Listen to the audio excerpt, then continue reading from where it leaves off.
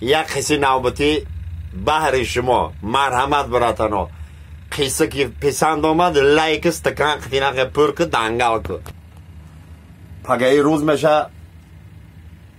دری سرکفوی میشه.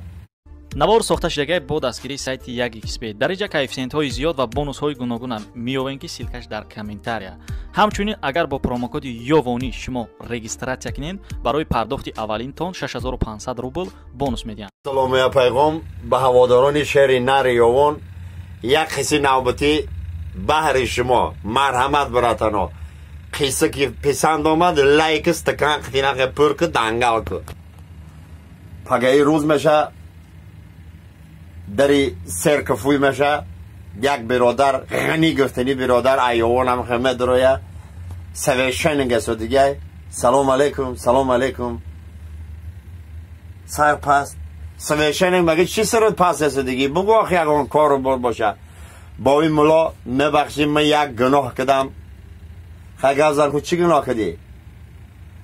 گناه اکر نمیدونم این گناه شیدگی نیسته من همه زن با این ملا خیلی ازمینیت نمیکنم نه که به اوی افتم یا 2 روز شید 3 روز شید بله قطعه ما اچاق پچاق شک و شک بکنیم نه که سیخ کدگی نیستم گفتم فرقش چی بده که با این اوژه گناه های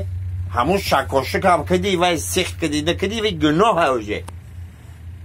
چیکار کنیم با این مولا همه گناه های تنی ما درشو چیکار کنیم گفته پیش اینی سرکف برامدن های اوژه یه اشتیک های $100 اوژه پرتا برای 40 روز نماز بخوان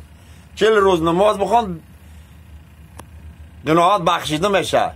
مایلی مگه با این مولا مایلی با این مولا یا اونم خطا پیش یه اشتیک میره یا $100 کساش میره همین تمیز نکنه کساش میزه ای باوی ملا مبینه سویشنینگ مبینه مدامه بس دیجا غنی بس دیجا چیکار کدسته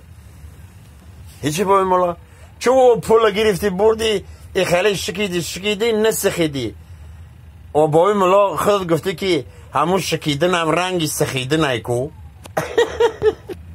همون شکیدنش هم رنگی سخیدنش بعد چی فرق داشته یک باوی ملا